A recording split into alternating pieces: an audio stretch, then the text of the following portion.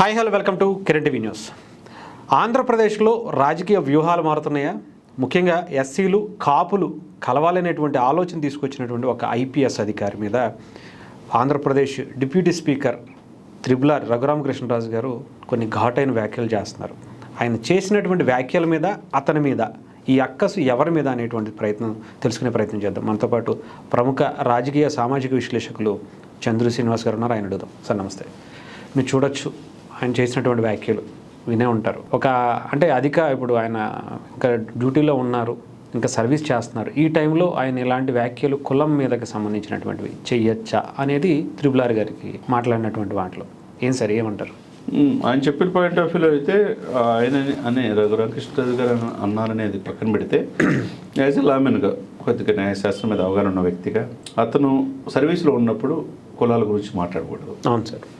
నువ్వు ఎలకేట్ అయింది ఆంధ్రప్రదేశ్కి ఐపీఎస్ ఆఫీసర్గా. నువ్వు సిఐడిలో ఉన్నప్పుడు రఘురామకృష్ణరాజు గారిని గుల్లగుల్ల కొట్టారనేది ఆరోపణలు, ఆయాచిత లబ్ధి పొందారనేది ఆరోపణలు, పదవిలో ఉండి కూడా కులాన్ని ప్రోత్సహిస్తూ హైదరాబాద్లో కూడా మీటింగ్లు పెట్టి అందరిని పిలుస్తాడని కూడా తెలిసిన అంశమే. సరే, ఏదైనా కానీ జగన్మోహన్ రెడ్డి గారికి వత్తాసుగా 5 సంవత్సరాలు ఉన్నాడనేది జగమెరిగిన సత్యం. అటువంటి సిచ్యువేషన్స్లో మీరు ఉన్నట్టుండి ఈయనకి కాపుల మీద ఇంత ప్రేమ, కాపులు దళితులు కలిసి అధికారులు రావాలి అని చెప్పి ఎందుకు అంటున్నాడు అంటే, కాపులు మొత్తం సాలిడ్గా పవన్ కళ్యాణ్ గారు చెప్పారని కూటమికి ఓటేసి 120 సీట్లు గెలిపించారు. ఈ కాపులు మొత్తం కనుక అటు సైడ్ ఉంటే భవిష్యత్తు జగన్మోహన్ రెడ్డి గారికి కానీ దళితులకు కానీ ఆ యొక్క ఇదికి లేదనే అర్థం వచ్చేట్టుగా ఆయన ఉన్నది తప్పితే కాపుల మీద ఏమీ ప్రేమ కాదు అక్కడ. ఓకే, ఏమంటారు? ఇంట్లో కూడా రాజకీయ ఎత్తుగడలు ఉన్నాయి. రాజకీయ ఎత్తుగడలు లేకుండా ఎందుకుంటే, ఓకే, ఇప్పుడు రామ్మనోహర్ లోహియా ఒక మాట అన్నాడు సార్ ఆ రోజుల్లోనే, ఇది నిద్రావస్థలో ఉన్న జాతి ఉంది ఇక్కడ, కాపు తెలగ బలిజలు అంటే విడిపోక ముందు అది 14, 22 కలిపి 36 ఉంది. 14% ఇప్పుడు మున్నూరు కాపులు కావచ్చు తెలంగాణ వ్యాప్తంగా ఉన్నారు. 22% ఆంధ్రప్రదేశ్లో ఉన్నారు. అధికారంగా దూరంగా 2 వర్గాలే 3% ఉన్న వాళ్ళు ఒకళ్ళు, 8% ఉన్న ఒకరు పరిపాలిస్తున్నారు. 8-3 ఎంత 11. 89% సప్రెస్డ్ గ్రూప్స్ అధికారం దూరంగా ఉంటున్నారు ఆంధ్రప్రదేశ్లో. అవునా కదా?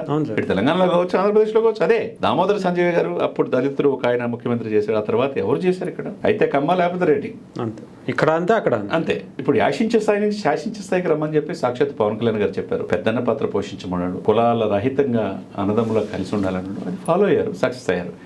ఈ ఫార్ములా ఎలా అయినా బ్రేక్ చేద్దాం అనే ఉద్దేశంతో రకరకాల ప్రయత్నాలు రకరకాలుగా చెప్తా ఉన్నారు. ఆయన ప్రజలు చాలా చైతన్యవంతంగా ఉన్నారు. అటు ఉత్తరాంధ్రలో కాపులు, తూర్పు కాపులు కావచ్చు, బలిజలు కావచ్చు, రాయలసీమలో తెలంగాణ కావచ్చు, కోస్తా, వాళ్ళకి తెలుసు ఏ రోజుకైనా పవన్ కళ్యాణ్ గారిని సీఎంగా చేసుకోవాలి అనేది వాళ్ళు ఒకే ఒక కోరిక ఉంది, ఒకటే మిగిలింది.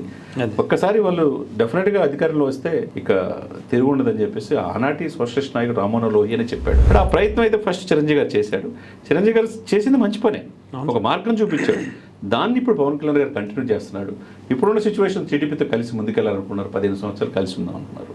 2014 త్యాగం చేశాడు. 2019 విడిగా పొడి చేసేకి జగన్ బెనిఫిట్ అయ్యారు.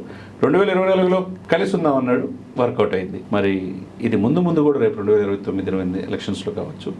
ఈ కలయిక ఎప్పుడు ఇలానే ఉండదు కదా, మారుతారు ముఖ్యమంత్రులు, డిప్యూటీ సీఎం అవ్వచ్చు, డిప్యూటీ సీఎం ముఖ్యమంత్రి కావచ్చు, ఏదైనా జరగవచ్చు రాజకీయాల్లో. కాబట్టి మనం అది సునిశ్చితంగా పరిశీలించాలి, అన్ని కూడా చూసుకోవాలి. కాబట్టి ఇప్పుడు సునీల్ కుమార్ గారు ఉన్నట్టుండి కాపుల మీద ప్రేమ కనపరిచినంత మాత్రాన వాళ్ళు చైతన్యవంతంగా చదువుకుంటున్నారు. వాళ్ళ బిడ్డలను కూడా రాజకీయంగా చైతన్యవంతులయ్యారు. పవన్ కళ్యాణ్ గారు చెప్పింది వింటున్నారు. కాబట్టి వాళ్ళకు ఒక రోజు వస్తుంది, డెఫినెట్గా ఏదో ఒక రోజు పవన్ కళ్యాణ్ గారు సీఎం అవుతాడు. అది ఎవరు ఆపలేనిది ఇక్కడ.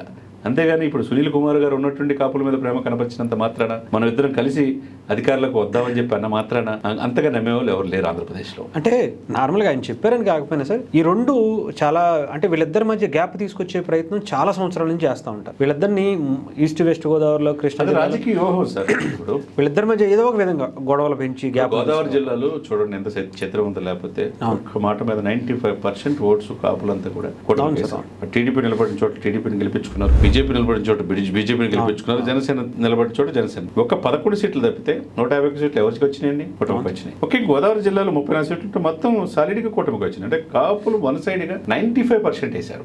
ఇది ఊహించిన దెబ్బ, ఏ పార్టీ కోలుకోలేని దెబ్బ. జగన్మోహన్ రెడ్డి అనుకున్నట్టు 10 సంవత్సరాలు అధికారంలో ఉందాం, 170 సీట్లు వస్తాయి, ప్రమాణ స్వీకార ఏర్పాట్లకు ఎన్ని గండి కొట్టింది ఏంది, ఇదే ఫార్ములా. కాబట్టి వీళ్ళంతా కలిసి ఉన్నారు. ఎప్పుడు లేని విధంగా కమ్మ కాపు కలిశారు, కాపు కమ్మ బీసీలు ఎస్సీలు కలిశారు. అట్లా చైతన్యమైంది కులాల్లో. కులం అనేది హరీష్ గారు నీకైనా నాకైనా చచ్చిపోయేదాకా పోదు సార్ అది. అంతేగాని కులపిచ్చి అవసరం లే. ఇక్కడ కులాల సంఘటితం అయితే రాజ్యాధికారం దూరంగా వర్గాలంతా ఏకమవ్వాలి. 89% సప్రెస్డ్ గ్రూప్స్ కూడా వాళ్ళ నాయకుడిగా ఒకసారి ఎమర్జ్ అయ్యే నాయకుడు రావాలి.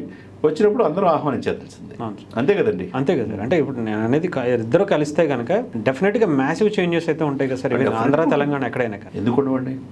వాళ్ళకు కూడా తెలుసు అధికారం దూరంగా ఉంటున్న వర్గం ఏంటి, ఎంత శాతం ఉండి కూడా చదువులు ఉండి మేనదావులు ఉండి ఇప్పుడు ఎందుకు వెళ్ళలేకపోతారు, ఎక్కడి వరకు అక్కడ వరకు ఎందుకు తీసుకురాలి. First test cricket captain C K Naidu ఎవరు, అవును, కాపు వర్గానికి చెందిన వ్యక్తి. అండ్ ఇట్లా రకరకాలుగా అంబటి తిరుపతి రాయుడు కావచ్చు, ఈ తర్వాత సినిమా యాక్టర్లు కావచ్చు, చిరంజీవి గారు కావచ్చు, పవన్ కళ్యాణ్ గారు కావచ్చు, అందరూ కూడా నాయకులు అన్ని రంగాల్లో ఉన్నారు, అన్ని రంగాల్లో సక్సెస్ అయ్యారు. ఒక రంగమే ఇంకా ఉంది, అక్కడ దాకా వెళ్ళారు, ఫైనాన్స్ దాకా వెళ్ళారు. పట్టుకొని ఆ కాయని తీసుకునే టైము ఆసనమైంది. అది తీసుకున్నప్పుడు డెఫినెట్గా ఆ కుర్చీ కూడా చూస్తే ఆ టేస్ట్ తెలిసినప్పుడు నెక్స్ట్ ఇంకా అన్ని వర్గాలకు కూడా అన్ని వర్గాల్లో చైతన్యవంతం కావాలి. పెద్దన్న పాత్ర పోషించినప్పుడు మిగతా అంతా అన్నదమ్ములుగా తీసుకొని మిగతా పాలసీలో ప్రభుత్వంలో వాళ్ళు కూడా దళితుల్ని, బీసీలని, మైనార్టీలు కూడా భవిష్యంగా చేసుకున్నప్పుడు డెఫినెట్గా ఇది వర్క్ అవుతుంది. 89% సప్రెస్డ్ గ్రూప్స్ వాళ్ళ కళలు డెఫినెట్గా అది త్వరలో సార్థకత అయ్యే అవకాశం ఉన్నదన్నమాట. Right sir. Thank you sir. Thank you so much.